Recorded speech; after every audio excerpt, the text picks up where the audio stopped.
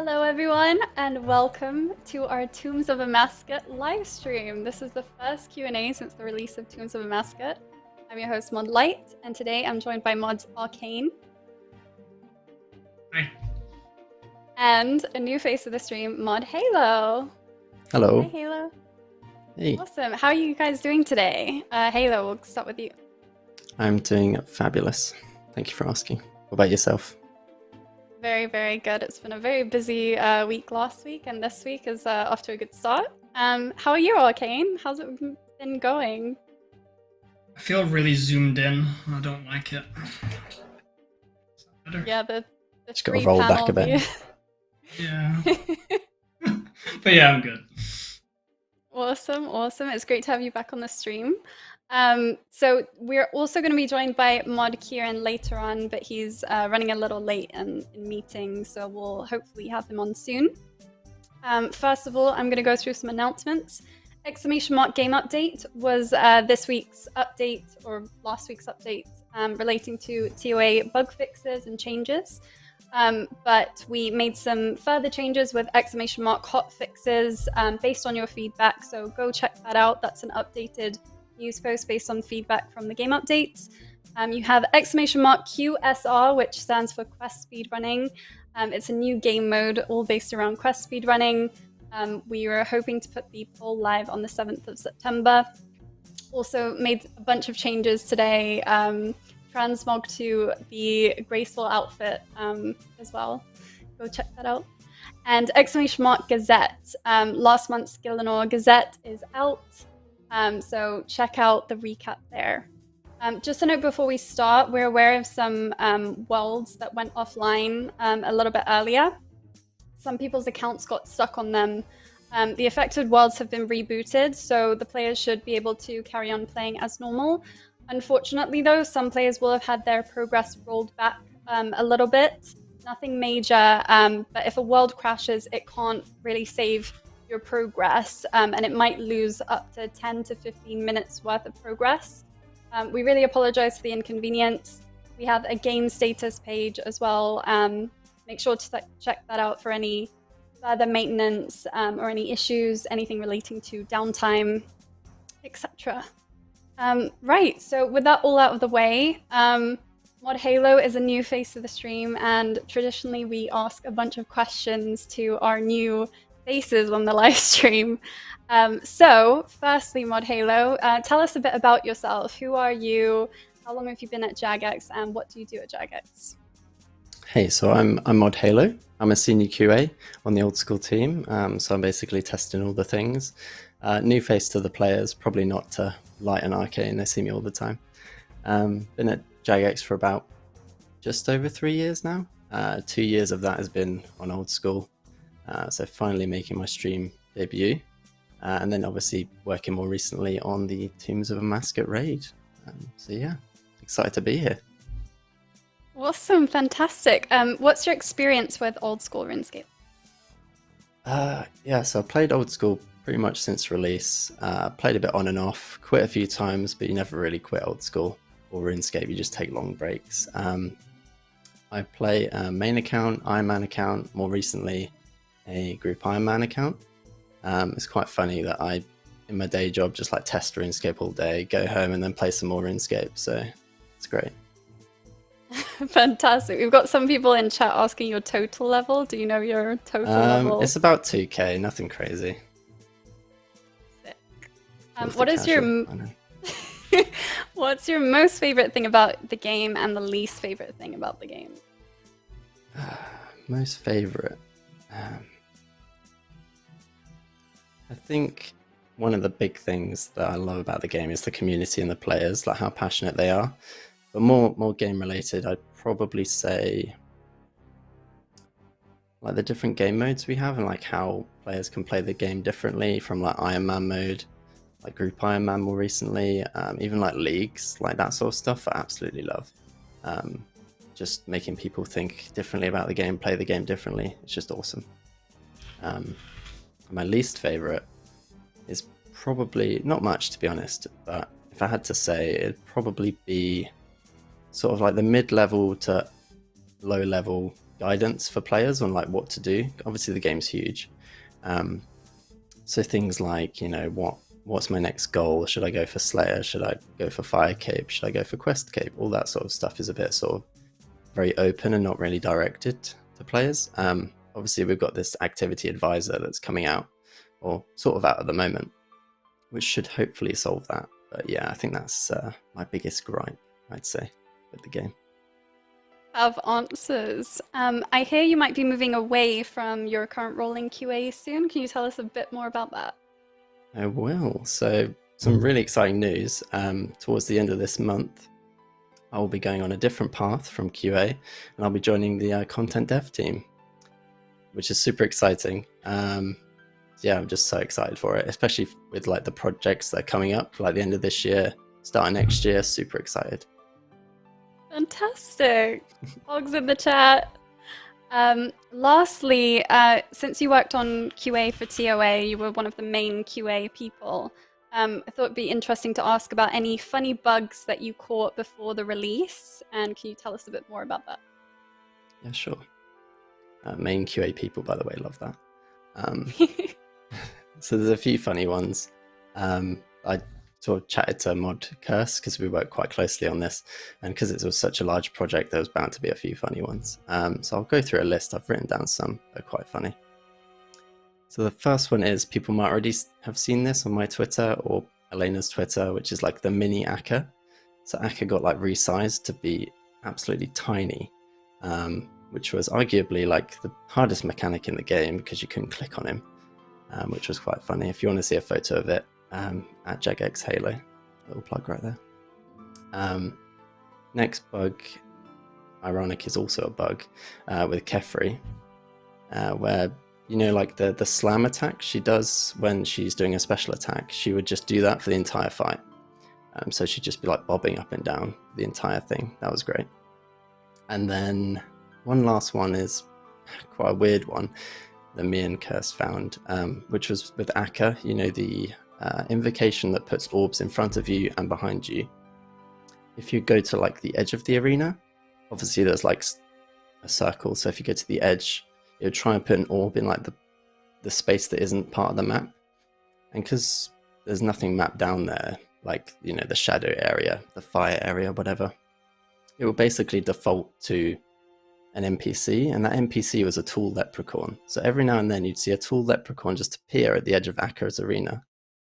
And I'll never forget the day that like Curse sent a screenshot of it in our chat, and we were like, yeah, that's not real, but it was.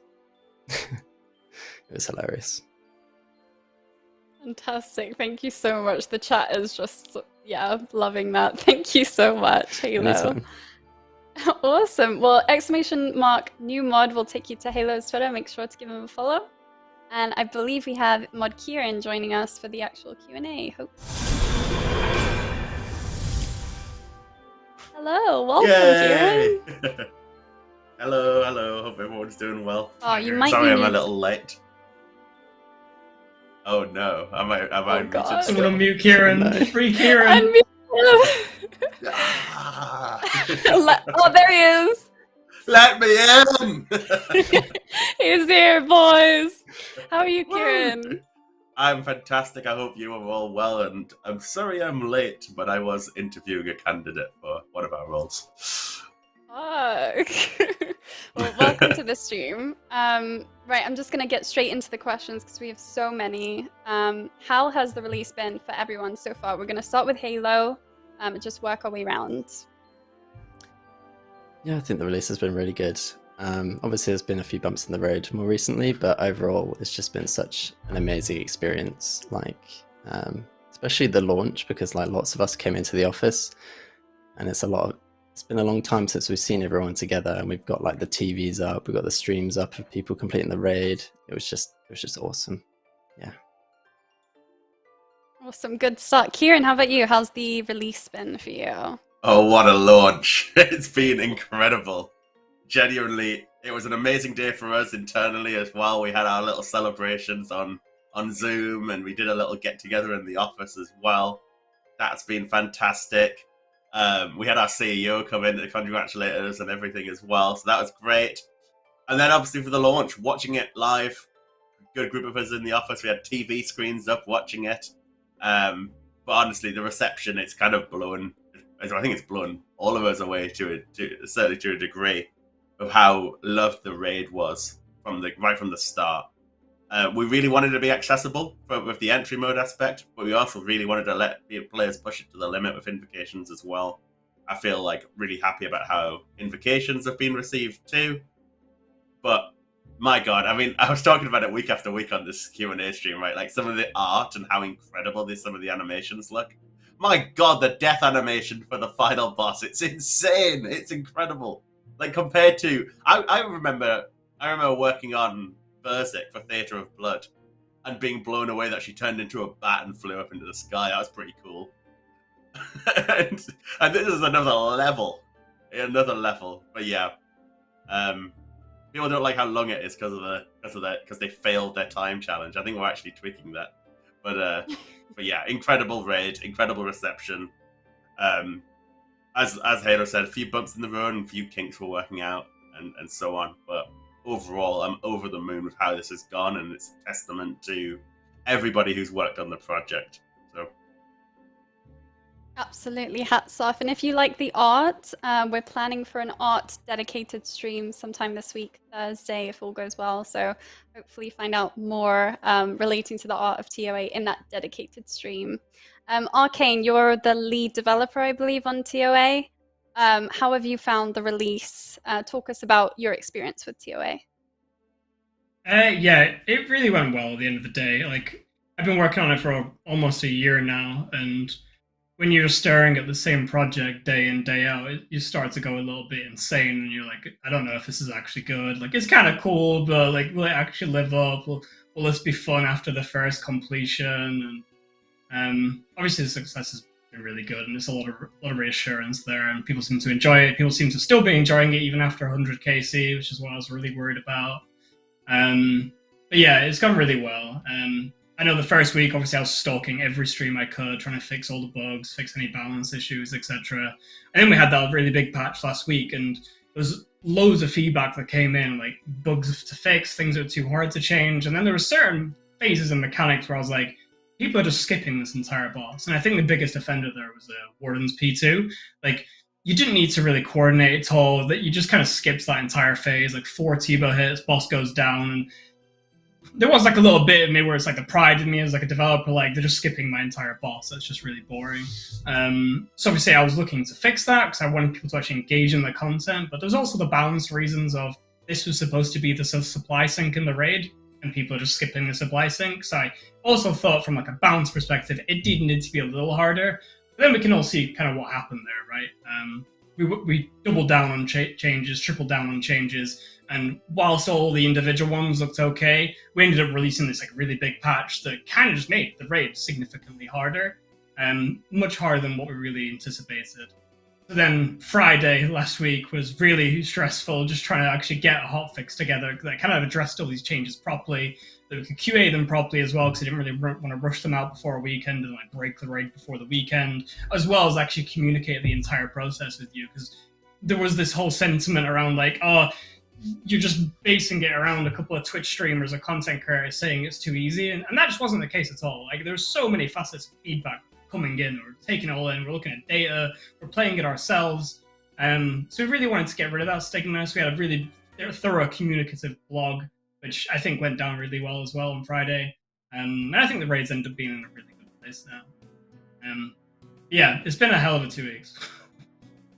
Absolutely. The feedback that I saw was just really positive about the willingness to make necessary changes, and I think there was a really good balance struck. So just really pleased to see the community response on that Friday bunch of changes that we made. Are you happy with the state that it currently is in now, or kind of what are you looking at in terms of making future changes? For the most part, I'm very happy with where the raid's actually playing at. There's still a couple of things to fix. There's a couple more bugs. There's a couple of things that would just be nice, like qual, such as a quick pass or quick entry on all the doors and barriers and crystals, just to kind of smoothen out that experience. We've still got another couple of weeks scheduled where we can tidy things up and make everything feel good. We don't want it to be where we just delegate all these fixes to months or years in the future. We kind of want to get the raid into a really good spot.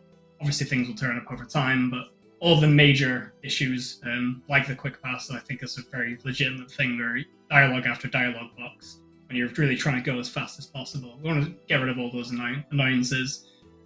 This week is also a bit of an invocation balance pass. We didn't really do that last week, but we wanted to kind of just review all the invocations, change a couple of the values, make some higher, make some lower. Any of the specific invocations that were just kind of badly balanced, we want to change them a bit, since some of them aren't really doing anything at all, and some of them are doing way too much.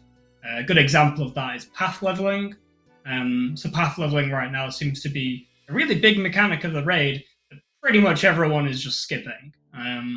And we tried to emphasize that with a bunch of raid level. So it's like, if you turn this on, you're going to get a bunch of raid level. But people are just kind of opting out of that.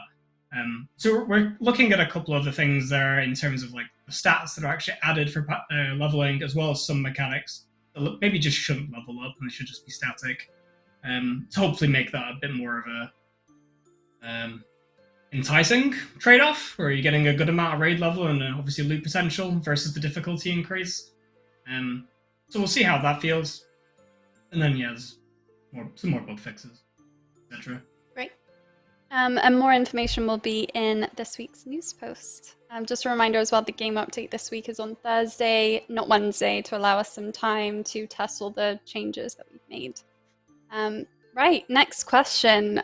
We've passed 1.5 million completions of TOA so far. Did you guys think the uptake for the raid would be this massive? Kieren, should we start with you for this one? No, is the short answer. I didn't expect it to quite hit 1.5 million completions already. We hit 1 million super fast. Like, it really is kind of mind-blowing. But it's been so long since we did a raid, so I think that's a factor as well. There's a lot of hype, pent-up demand from 4 years of not adding a new raid. But also, I think, again, testament to how well this appeals across entry mode through to expert. I think it really did that remarkably well and let some players raid who've never been able to raid before.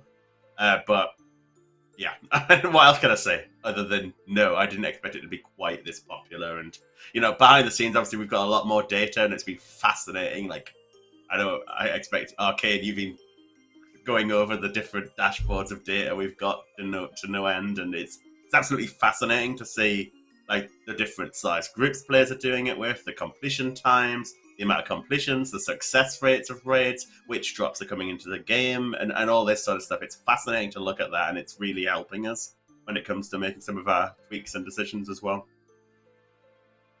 Awesome. Are you noticing a new demographic of players trying out raids since we tried this new system? So more kind of casual people. Not from a data side, I don't think we've gone quite that deep yet, but certainly, like, looking at some of the stats of who's playing it, the combat levels of those people playing it, and so on, it does certainly feel that way. There's a lot of players who've maybe dabbled a little bit with Chambers and Theatre of Blood, but haven't really quite got into raiding. And now this is turning into a place where, like, okay, I can get to grips with raiding. Maybe the next step is to go to and then try out Theatre of Blood and really get into the other raid content the game has. Awesome. Right, let's move on to the next question because we have tons. Guys, when is Raids 4?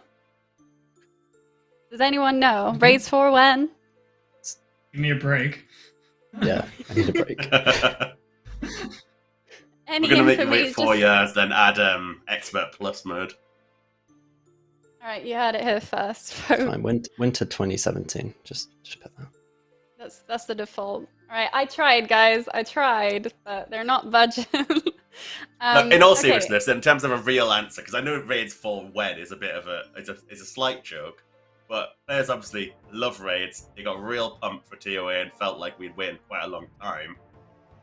I do think we probably ought to not wait over 4 years between two raids. But I do feel raids are also, in terms of adding new PVM content, new bossing stuff, it's obviously the most expensive dev time. Like, in the same time we could do a raid, we could probably add 3 or 4 unique boss updates, right? That's the trade-off. So I do think it's a balance, and that means I wouldn't say we're going to put all our dev resource into raids and do raids 4 next year. let's strike a balance and do a bit of both. And as you touched on earlier, Kieren, like the art cost as well, alongside like the content cost, is just huge. Like have you seen like all the rooms? They're just amazing. It took so long and so much work to get them where they are today. And like if we want that for the next raid, probably go bigger and better, right? So even more expensive. But yeah. Yeah. Suffice to say, I don't expect it to be 4 years, but I don't honestly have an answer right now. But certainly with how well it's gone as well, that really helps. So makes us feel more confident in spending and committing such an amount of dev time to one update. Yeah, absolutely. And I did notice there's a lot more buzz around the game when players are confident they know kind of raids 4 or raids 3, like they understand that there's a big content update coming. So there's naturally such a buzz for all other types of content. Next question. We've seen a lot of questions asking us about the ornament kits that we teased. When can players expect to see the ornament kits coming to the game? Arcane. This When? week. We're releasing this on Thursday. I think we're still doing a Thursday update this week.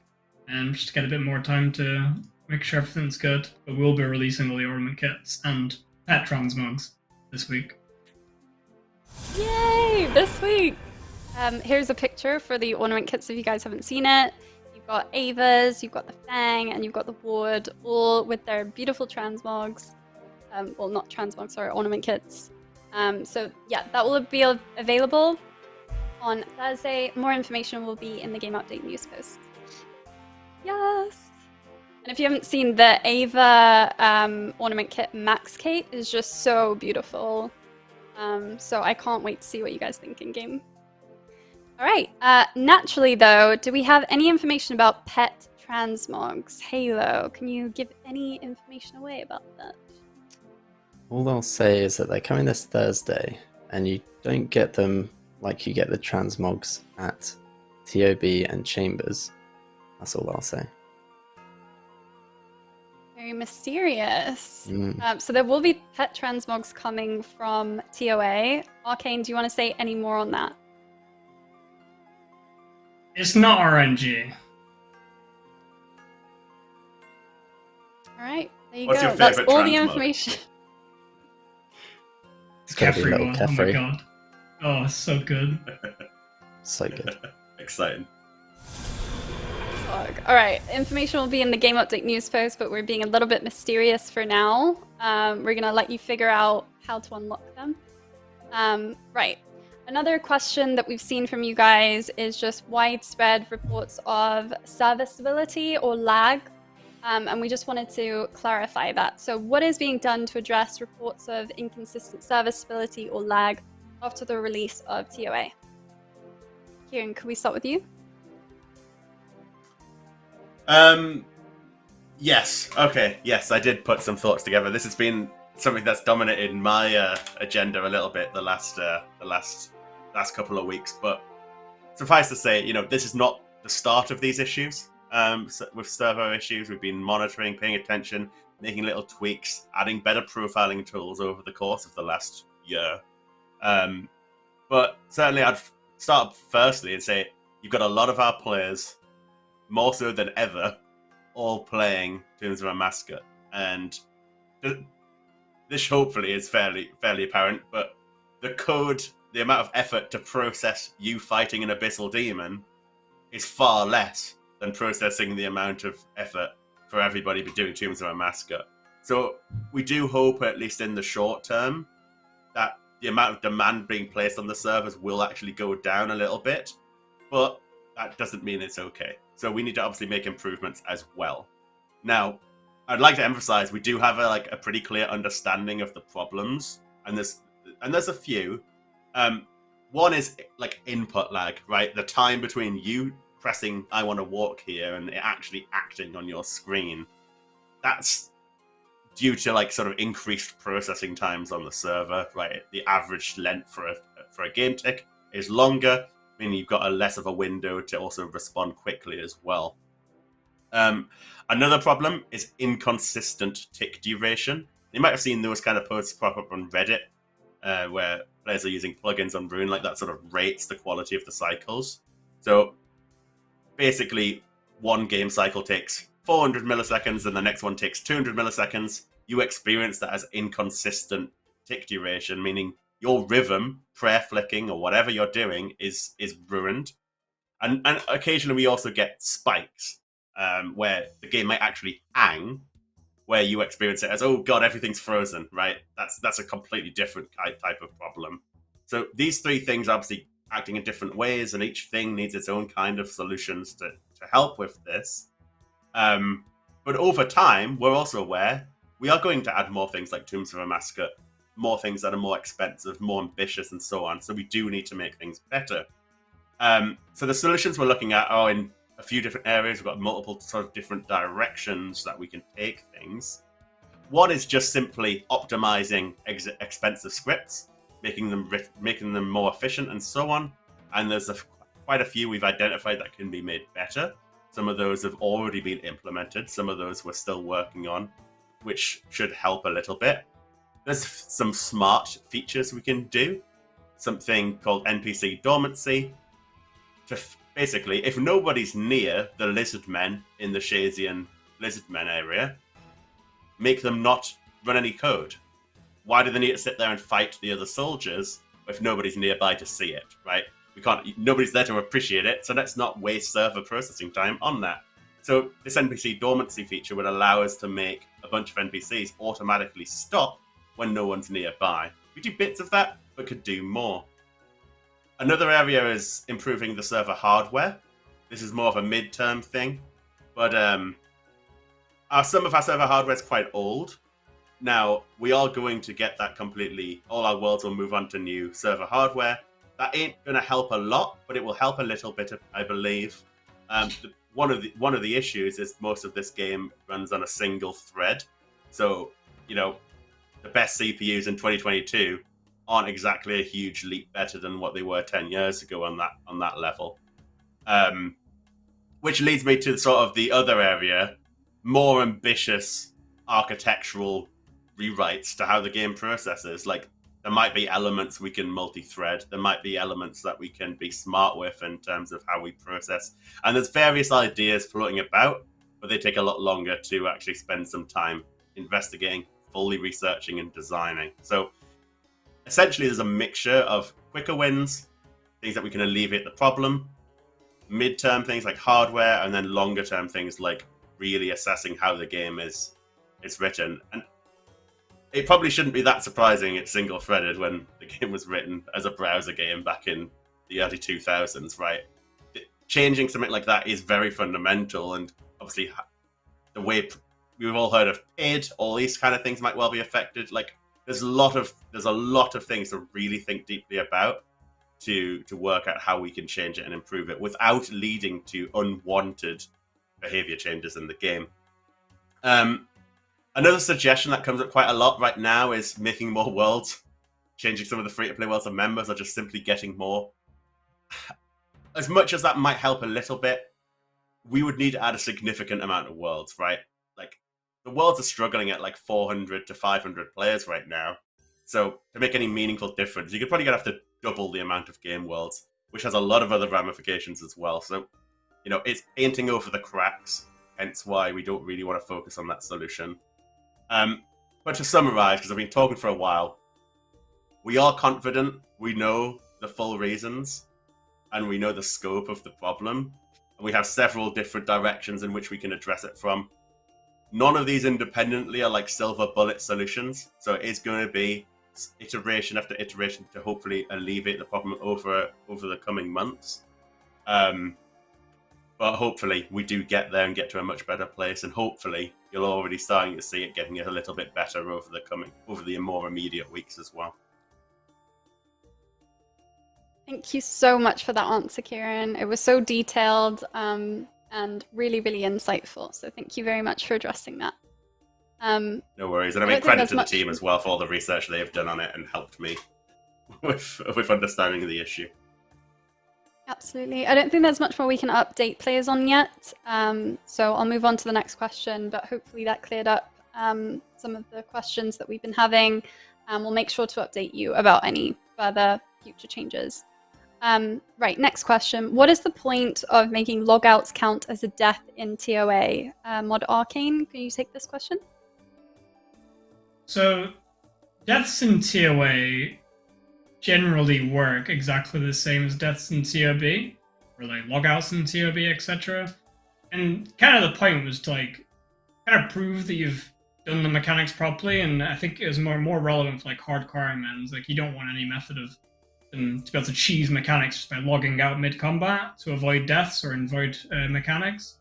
And this is like basically the foolproof way of doing that. There was some side effects of this though. TOB, for the most part, is never really soloed. So generally, like logging it out in that didn't make as much sense as other mechanics, while TOA is heavily soloed. So people are seeing this a lot more, since other people being in your raid as well would mean like, oh, if you log out in your solo, the raid dies, you're charged 500k. But in TOB, if you log out, you could probably just log back in and rejoin your party, assuming they didn't move on without you.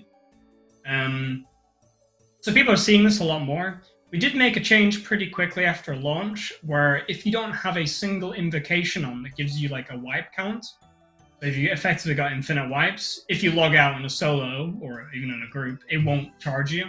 So if you're an Ultimate Iron Man for one, or you have a very inconsistent internet behavior, maybe just don't turn on any of those invocations. And there is theoretically, we could revisit this entire solution, but it's a foolproof solution for hardcore Ironmans and deaths, and we didn't really want a way of just avoiding these mechanics. So it would have to have a pretty serious rethink if we were going to change this so it wasn't just abusable by regular players as well. But that's kind of the point. It was copied from TOB because it worked for TOB. Because TOA is soloable, it doesn't transfer over as perfectly. Great, thank you. That's so insightful. Next question. Are you currently working on giving players the ability to make presets for invocations? If so, when? Halo, would you be able to answer this one? Sure. So luckily we have the wonderful Mod Husky working on this for us. It should be with the players in the coming weeks, I'd hope. But yeah, we just want to try and make it as good as it can be, really. I think I've seen something on RuneLite. There's a plugin that players could use in the meantime. I think that has presets similar to like the League's presets. Yeah, it's in the works and coming soon. I was actually in a stand-up with him today, and he was moaning about how hard the system is to work with, but he is working on it. So yeah, it's just apparently a really annoying system. But yeah, we'll get it done. Right, is it more profitable to do TOA solo than in a group? Arcane, what do you think about this one? So with TOA, we were very careful with group sizes, where we kind of wanted 1 to 8 players to be equally viable for the most part. We didn't want it to be like TOB, where technically the smaller group size is better, but after a certain point it stops scaling, like duos, etc. So generally, people just try and run trios for the most part, but then 4-mans is just a bit more comfortable.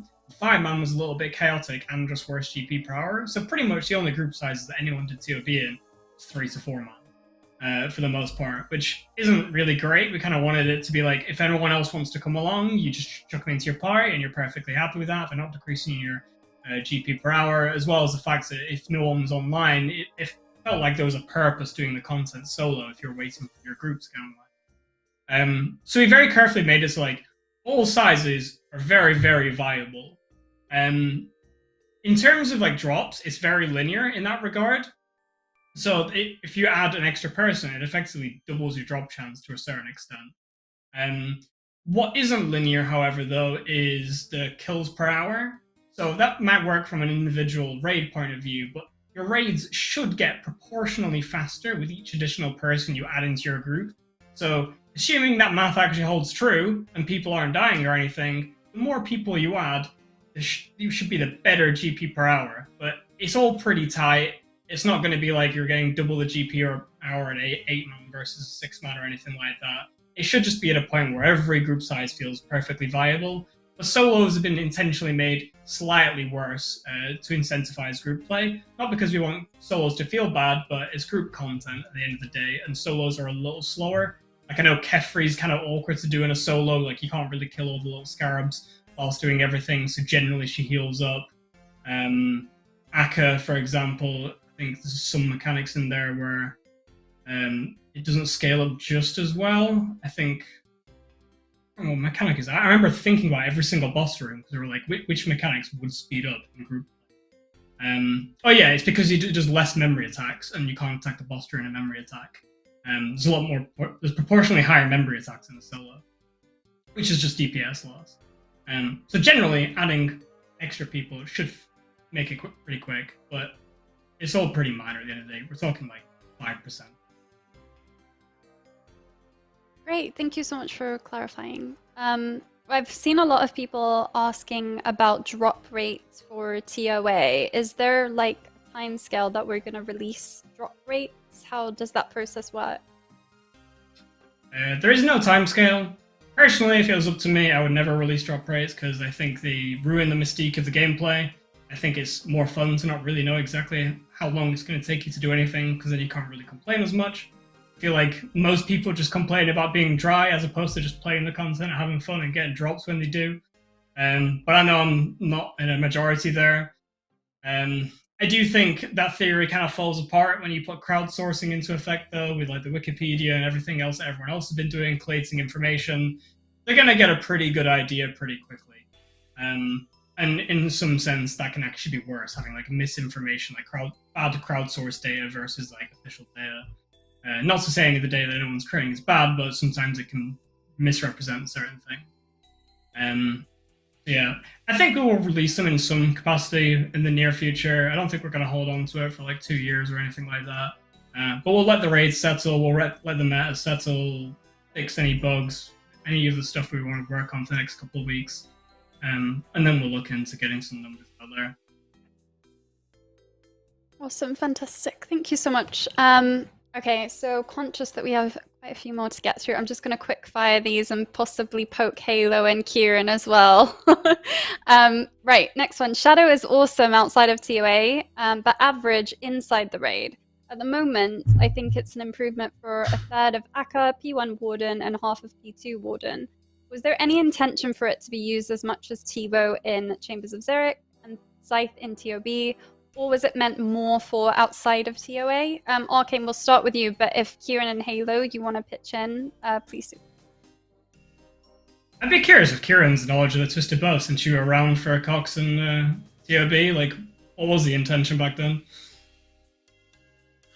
Twisted Bow launched more powerful than it is. And then we nerfed it outside of Chambers of Xeric only.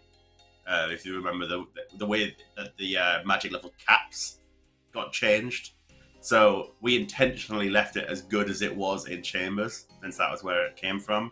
But before we launched, there wasn't really any preconceptions on it. We need it to be good in Chambers, or we don't need it to be good in Chambers. We developed Chambers just to be, as good on its own without thinking too much about where Twisted Bow would sit. And they just let it happen naturally. So it wasn't intentional.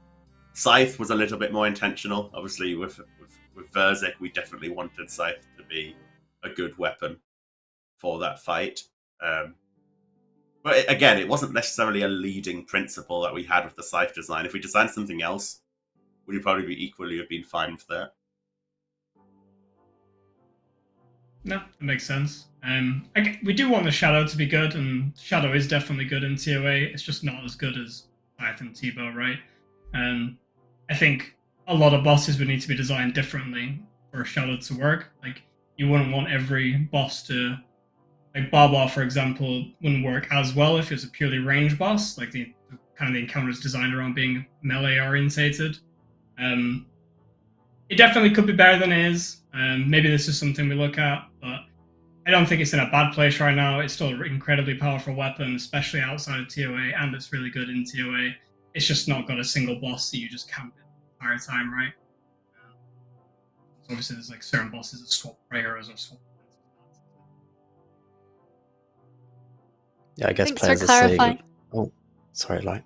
I was going to say, I guess people are comparing this to, like, obviously loads of people are using T-Bow as their back, for instance, where they might want to use the Shadow.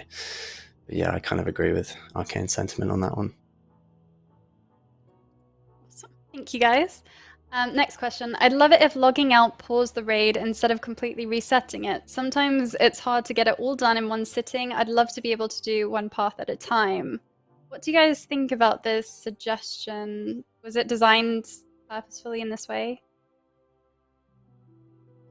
I don't think it wasn't designed to be done, right? It's just a lot of work to kind of make this work. Like it works in Inferno and 5Ks, but it's very self-contained. It's not easy to do it, but it's technically possible. I am seeing the chat saying it was a bait question, but there were enough people genuinely asking this that I wanted to put this in the sheet. So I don't know if it's I don't even think it's a bait. I think it's a perfectly legitimate feature request. If you're doing a raid solo and you need to go to the toilet or something mid-raid, I know it's only 30 minutes, but come on, you'd rather be able to log out and log back in and carry on. The same way you can in Fight Caves and Inferno. I don't think that's unreasonable at all. But so I'm quite shocked at the reaction in the chat. But I do also I got this on Twitter and it was... Yeah, I can never take players seriously sometimes. So yeah. I think when in doubt, just put it on the list. This would probably just be kind of solved if the logout timer wasn't 5 minutes. I know there's some plugins that extend it, but if you could AFK for 20 minutes, it's probably quite reasonable to, answer the door or go to the toilet or finish cooking something or whatever. Good reminder, I want to get that changed. Yeah. I know that I got a lot of memories of doing solo chambers, and I'd get to Ulm and be like, I really need to go to the toilet, and Ulm takes like 12 minutes. So then I'd get out Chrome Remote Desktop or something and just try and keep myself logged in whilst I'm on the toilet. Just like tapping it to give it. You do what you gotta do, Yeah, when in doubt, just play mobile if you need to go to the bathroom. All right, next question. Many players did not realize the upgraded ward would not be tradable. Why was this made untradable? Arcane, can you clarify this? So it was originally tradable, and then players asked for it to be untradable. Like, it got a bunch of traction on a lot of different media. Like, the general consensus was not every item should be obtainable from anyone with any stats. It was like, okay, it's quite a nice upgrade for an item to push you to get 90 smithing or 90 prayer or whatever. And I agree with the sentiment. It's nice to push players to level up their stats. I don't think we actually have a lot of that in our game. So I think this is actually a really good change. So we made that change and we communicated it, and people seem to be fine with it. It's just obviously not everyone saw it, and it's come out. People basically saying like, "Oh, now I can't equip my ward." We did make a change last week to make it so you can boost the levels. So you don't strictly need 90s. You can boost to 90, and prayer boosts are actually very, very generous. Like, you can boost 18 maybe. Like, you can boost quite a lot. It's not just a couple. I don't think it's unreasonable now. I think it's fine.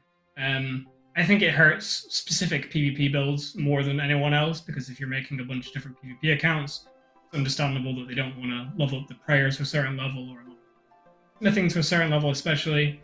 And just don't use that item. Like, at the end of the day, like, it's a really powerful item that's locked behind requirements. I think it's just the requirements, or don't use the item. It's not like every item should be accessible to every account ever. I think a really interesting part of this, though, is seeing the effect it has on the economy. Not that many people are going to have the requirements, which means not very many people want to buy the item, which obviously lowers the price of the item. Which isn't necessarily an awful thing, it's just an interesting thing. Yeah, there's always pros and cons to tradable, untradable, and everyone kind of has their side that they fall on. But the chat seems mainly in favor of untradable from what I can see. But as always, just let us know your feedback. Great. Does dying affect chances for purple drops? Halo. It does. It does for your group as well, but more so for the player that died. So this is uniques, normal loot, I believe. Arcane can probably confirm. Yeah, it's similar to Chambers of Xeric in that regard, where if you die, you lose some points. Technically reduces the overall loot potential of the party, but proportionally only affects you. So they'll have a higher chance of getting the unique if you died, but overall the party's chance of seeing the unique is lower. So you shouldn't be that upset if your teammate dies and you're an Iron Man, because your chance is probably still the same, roughly. But yeah, don't die. Dying does affect your chance of getting a unique by quite a margin. Awesome. Would it be possible to save invocation setups? I'm guessing this is similar to the preset question. If so, soon, TM. Soon TM. All right, cool. And would it be possible in the future to have an option to remove unnecessary dialogue in the raid to speed up runs? That's coming out this week. So every crystal, every nexus door, and every path barrier will have a quick enter option, which obviously will start the room. Apart from the nexus ones, the party leader still needs to be the one that uses quick enter. Still skips the dialogue, but you need to wait on your party lead as well. For the most part, that's just going to remove a lot of dialogues, and RuneLight will most likely have a menu entry swappers for it to be default left click or whatever. Chat seems very happy with that change. That's awesome. Okay, great. What did you guys learn from Chambers of Xeric and ToB that you took with as learnings for the design of TOA? This is a free-for-all, so anyone can start. Let's start talking about invocations. Yeah, I think the biggest one was just wanting some sort of linear scaling difficulty.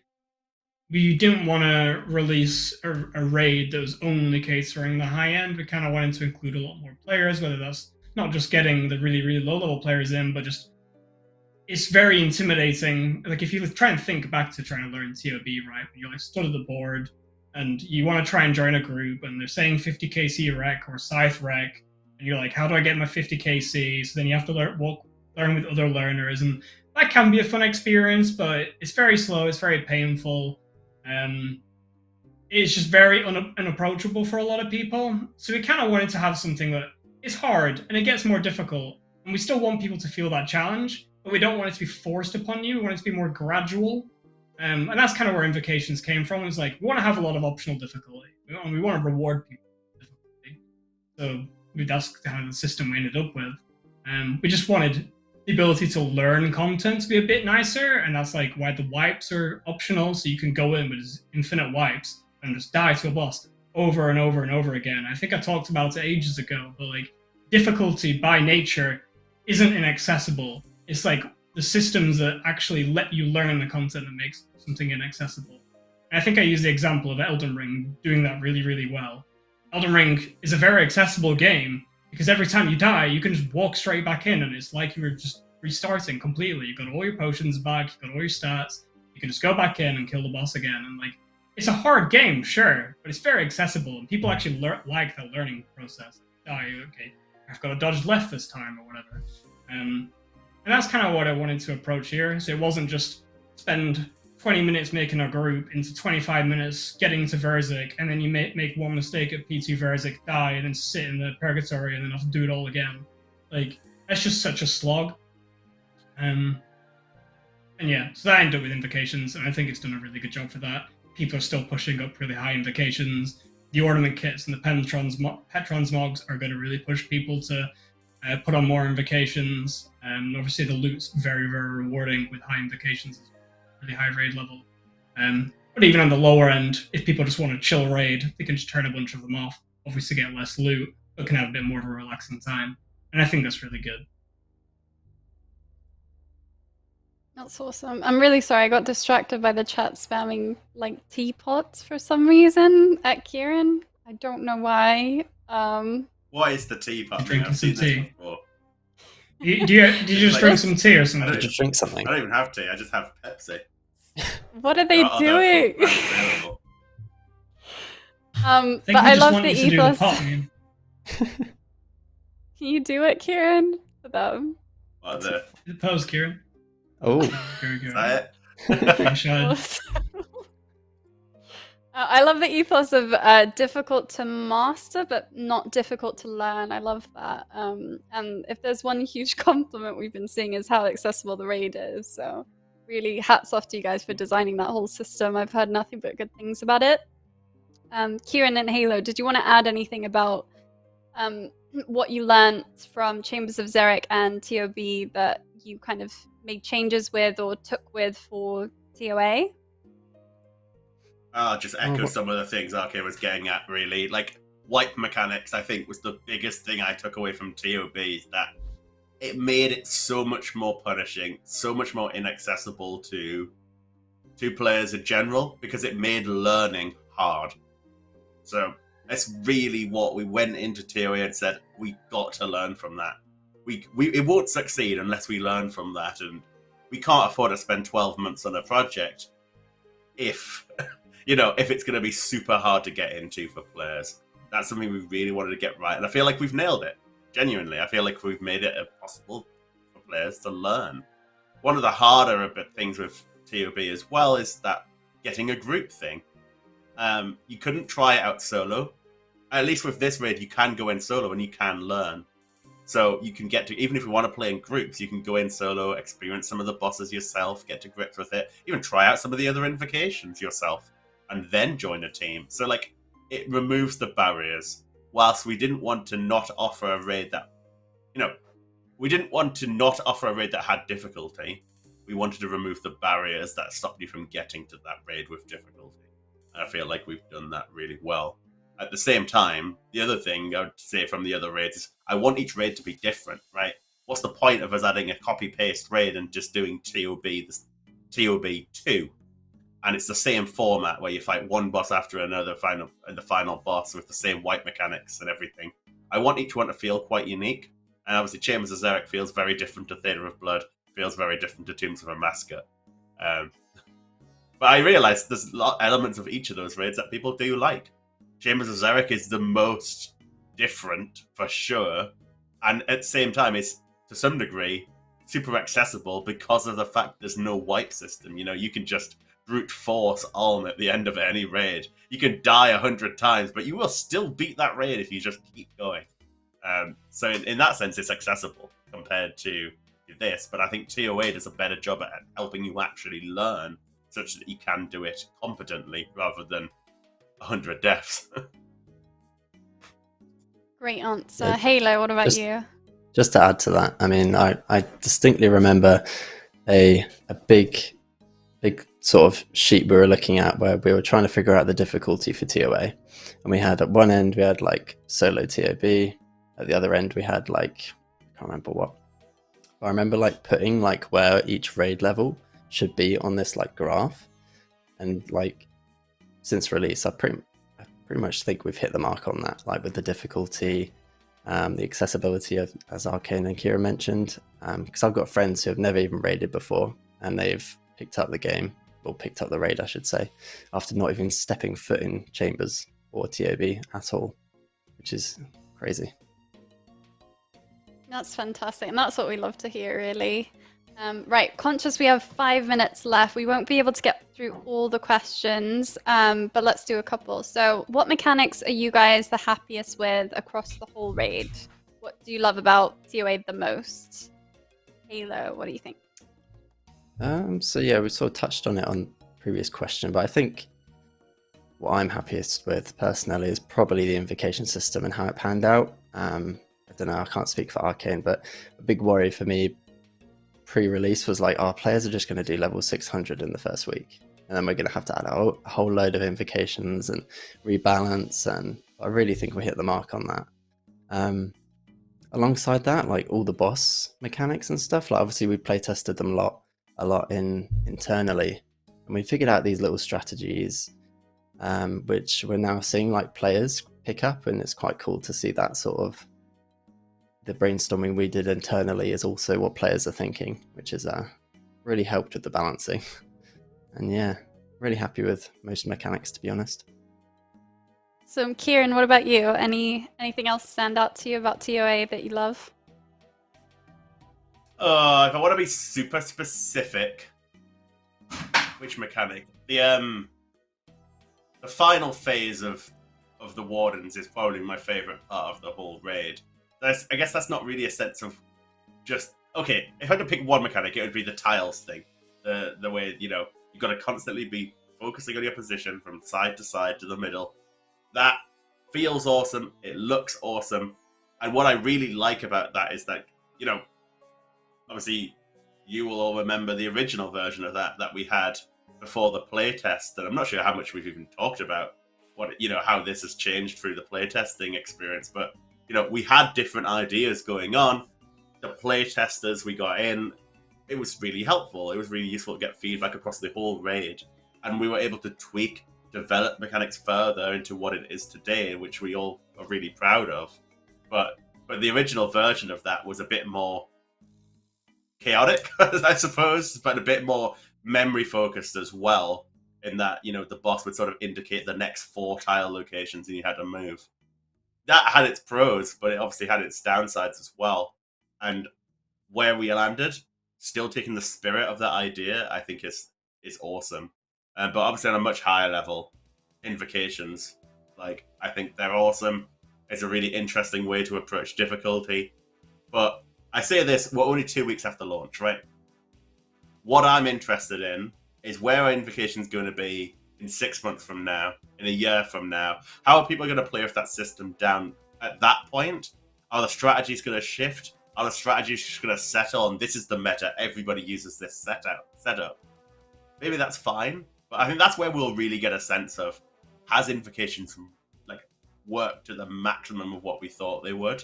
I'd love to see some flexibility and different options in how people are setting up even in a year from now, based on preferences and so on. Fantastic answer. Arcane, can I ask you that same question?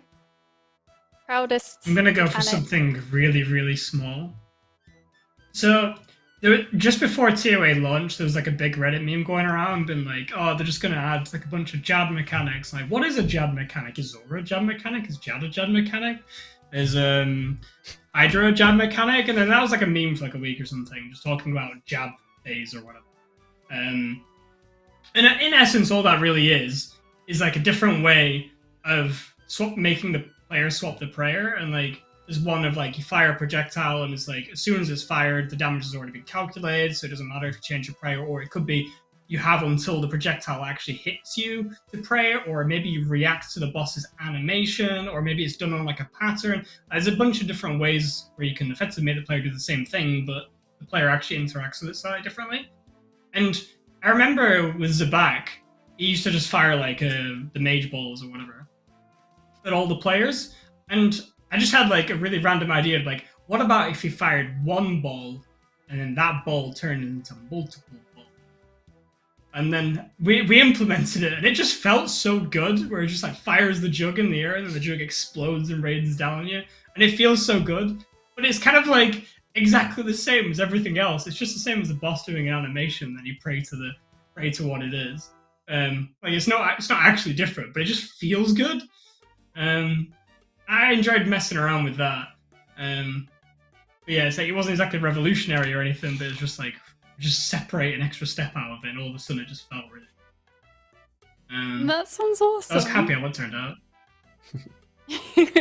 Awesome, that's fantastic. My favorite mechanic is the camel in the lobby. That's my favorite part of the raid, hands down. Not really a mechanic, but my favorite part. I'm surprised nobody mentioned that. All right. The other thing I'll say just quickly is the interface. Yeah. The interface for the Invocations is also wonderful. The way the things light up, the icons and so on. I think that's great. Yeah, it does look beautiful. It looks very, very cool. Okay, I will round off with some UGC of today. Thank you so much for tuning in, guys. If we're ready, the first UGC is by World 83 Official. Are you ready for Tombs of Amascut?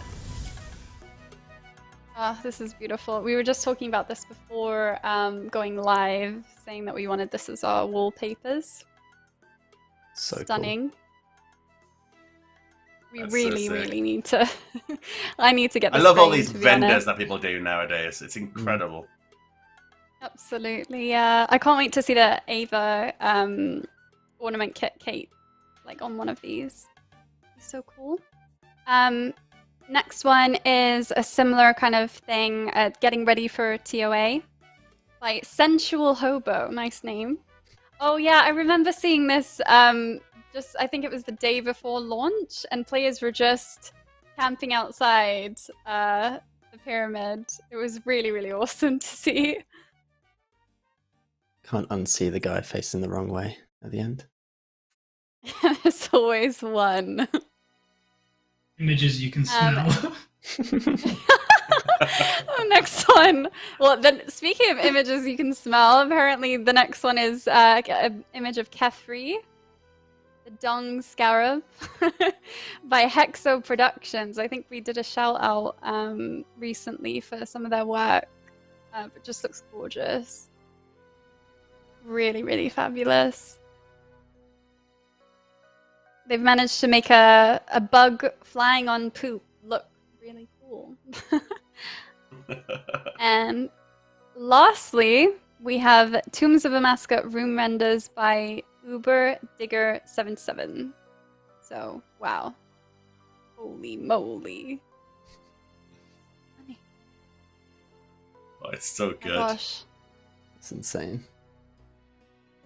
Just some of the stunning pieces of work that we've come across from our community in the release of TOA that we wanted to highlight and show off to you guys. Very talented community. Right, well, we're at 6. I guess we will round off there. Thank you guys so much for joining us in chat, and thank you to my wonderful guests for answering all our questions. I will do a quick summary of the announcements. Exclamation mark game update for last week's game update relating to balancing changes. Exclamation mark hotfixes will take you to some of the hotfixes we released on Friday following your feedback last week. Exclamation mark QSR for the quest speed running blog. Check that out before the poll goes live on the 7th of September. Got a bunch of changes that hopefully you'll like. And exclamation mark Gazette for the Gildenor Gazette. Any final words from you guys before we go away? Good luck on drops. Yeah, thank you for hosting, Light. Appreciate it. I was Appreciate a you. backup host, second backup host, but thank you so much for making it such a pleasure here. And welcome as well, Halo. Again, just Thank you. excited to see what you do with content dev. Kieren, any final words? Do you want to do the teapot thing Again, again? I'll echo Halo. Thanks for hosting, and a huge thanks to players for the for all the raids feedback. It's genuinely been such a mammoth 2 weeks since launch. So we're over the moon. It's been a huge road to get to where we are. And I'm so proud. I'm so proud of such an amazing raid being added to the game. And Teapot. Yeah. You can't see the you know, it's such a Teapot. narrow code. Awesome. Alright, well, thank you guys. Don't know why you like teapots so much, but we'll see you around. Bye, guys.